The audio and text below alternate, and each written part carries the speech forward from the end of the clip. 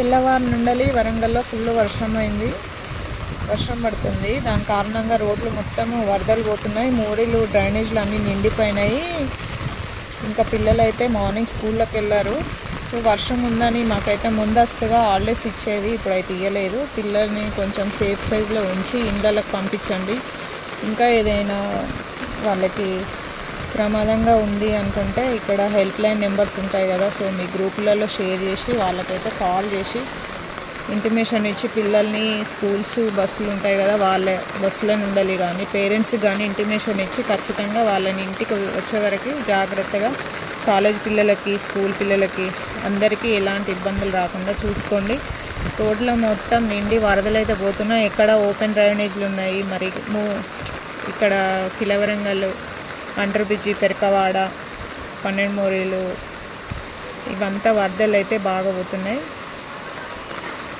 దీని మీద కొంచెం ఉన్నత అధికారులు, లోకల్ గల్లీలలో మరి కార్పొరేటర్స్ కానీ లీడర్స్ కానీ దగ్గరలో ఉన్న అందరూ దీనిపైన దృష్టి పెట్టి నైట్ వరకు పిల్లలు కానీ పెద్దవాళ్ళు కానీ ఎలాంటి ఇబ్బందులు కాకుండా చూసుకోవాలని కోరుకుంటున్నాను. సో ఇండ్లు కూడా కూలిపోయి ఇల్లున్నా కూడా వాళ్ళు కూడా బయటికి వెళ్ళి ఎక్కడైనా కాన్ఫరెన్స్ హాల్స్, స్కూల్స్, బిల్డింగ్స్ ఉంటే వాటిలలో ఉండండి, సేఫ్ సైడ్లో ఉండండి, కొంచెం జాగ్రత్త అందరూ.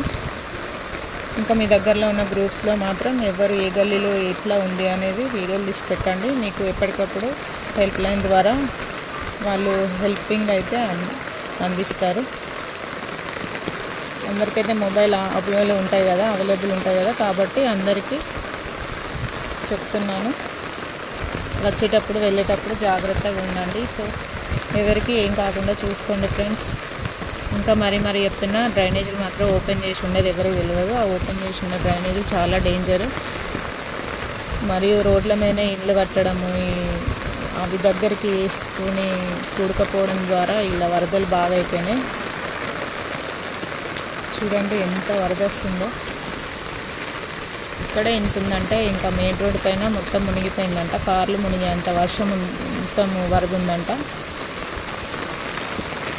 ఇంకా 2 days 3 days ఇట్లనే తుఫాన్ ఉంది అని అన్నారు. మరి ముందస్తుగా హాలిడేస్ అయితే ఇచ్చేది, సార్ ఎందుకు ఇవ్వలేదో గవర్నమెంట్ ఇట్లా ఎందుకు చేసిందో అర్థం కావట్లేదు. మీరు కొంచెం దీనిపైన జాగ్రత్తగా ఉండండి. ఇంకా 2 days కొంచెం బందులు ఇవ్వండి. ఈ వరదలు అయితే పోయేటట్లేదు, ఇంకా వర్షం అయితే తగ్గుతలేదు.